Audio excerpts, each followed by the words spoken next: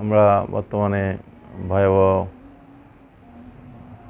বন্যা আক্রান্ত, বিশেষ করে ফটিকছড়ি, হাটহাজারী, ফেনী,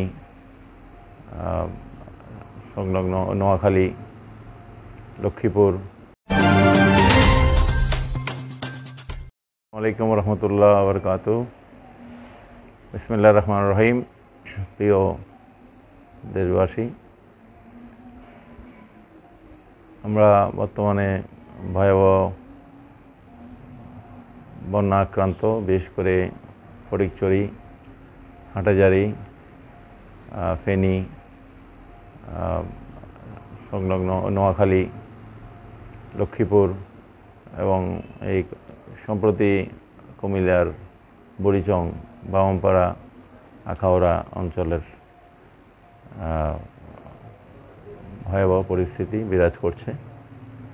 দেশবাসীর কাছে আমি আহ্বান জানাবো, আপনারা যেখানে বন্যা হয়নি সেই জায়গার জনগণ সবাই দলমত নির্বিশেষে, জাতি ধর্ম নির্বিশেষে যেন আপনারা এই বন্যা উপদ্রুত এলাকায় এসে জনগণের পাশে দাঁড়ান।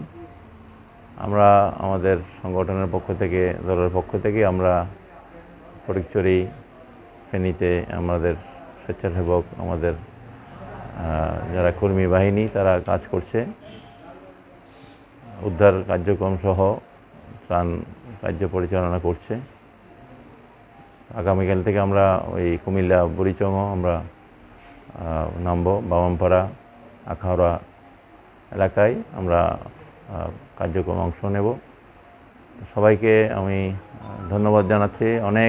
অনেক সংগঠন, সামাজিক, সাংস্কৃতিক, রাজনৈতিক, অরাজনৈতিক সংগঠন এই দুর্যোগে মানুষের পাশে এসে দাঁড়িয়েছেন আপনারা।